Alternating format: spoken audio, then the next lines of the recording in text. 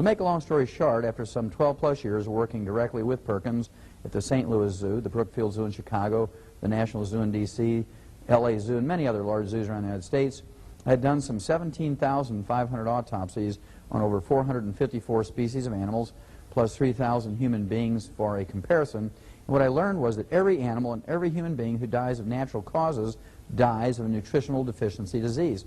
And I got all excited about nutrition again, and I wrote 75 scientific papers that were in medical journals and veterinary journals, international pathology journals.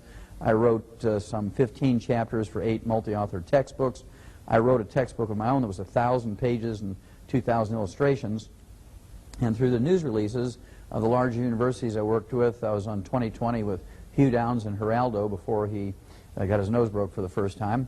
And through the news releases, again, through the universities, I was in some 1,700 newspapers around the world through the UPI and AP Newswire service. And with all this public exposure and with all the scientific exposure, I couldn't get people who are in a position of authority, either in medical research or in government, to get too excited about preventing and curing diseases in human beings with nutrition like we did in animals. So I got frustrated enough, I went back to school up in Portland, Oregon, became a physician, and I practiced there for 12 years as a general family practitioner, and I used everything that I had learned in veterinary nutrition in my human patients. And of course, this was no surprise to me that the concept works just as well in people as it does in animals.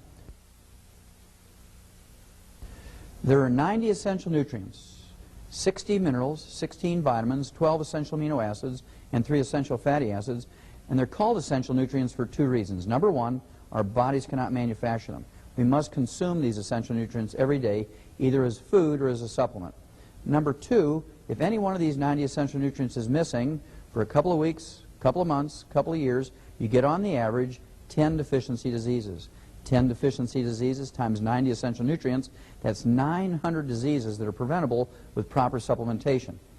And the nice thing about this concept is, if you have any of these 900 deficiency diseases and you supplement properly, you have every honest expectation of getting some significant benefit. Many people will get 100% better.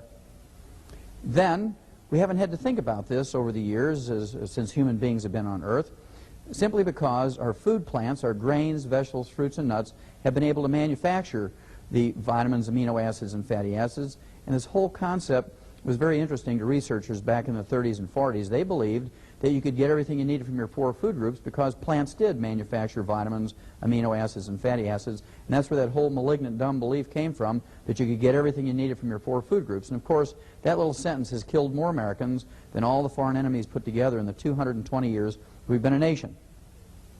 Now you notice I didn't talk about minerals. Minerals are a different concept. Minerals cannot be manufactured by plants, as we've already said. And as a result, you have to consciously supplement with minerals. You can get some vitamins. You can get some vitamin A and beta-carotene and vitamin C and vitamin E from your grains, vegetables, fruits, and nuts, but you cannot get minerals. You cannot guarantee you're going to get minerals, so you must supplement with minerals for this reason.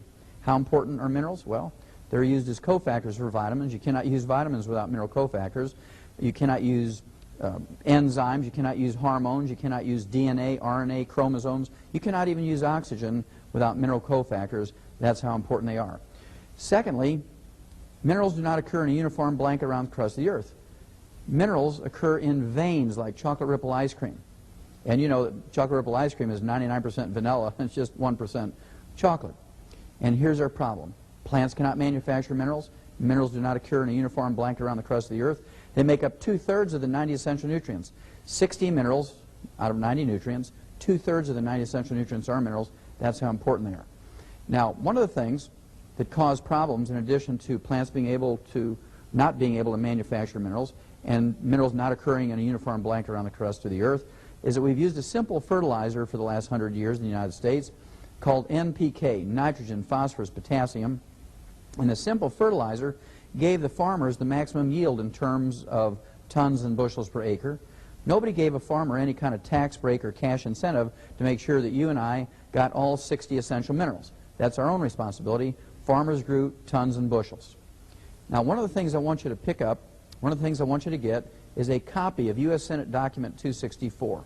U.S. Senate Document 264 says that there's no longer any nutritional minerals left in our farm and range soils, and as a result, the grains, vegetables, fruits, and nuts that are grown there are minerally deficient, and as a result, the animals and people who eat these minerally deficient grains, vegetables, fruits, and nuts get mineral deficiency diseases, and the only way to prevent and cure them is with mineral supplementation.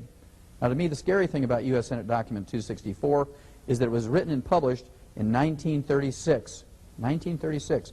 And at that time, we began to put vitamins and minerals and trace minerals into animal feeds to make up the difference. And, of course, since that time, we've been able to prevent and cure all kinds of diseases in animals with these nutritional formulas.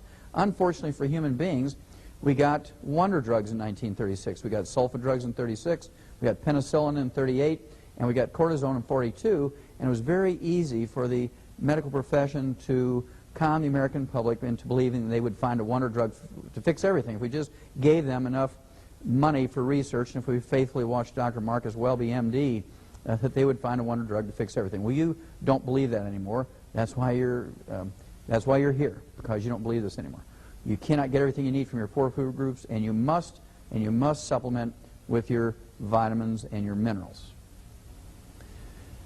There are 5 early warning symptoms that even a 5-year-old can recognize when you have mineral deficiencies that are dangerous and life-threatening.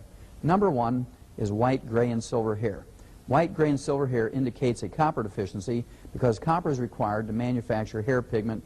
Doesn't matter if your hair color, if your original hair color is blonde or red or brown or black. Copper is required as a cofactor to manufacture this hair color. So if you have white, gray, or silver hair, you actually have a copper deficiency. Now, if this was just a cosmetic problem, it'd be no worry, but there are more sinister things going on when you have a copper deficiency. Copper is also required as a cofactor to manufacture the elastic fibers in your body, including the elastic fibers in veins and arteries. When you get a breakdown of the elastic fibers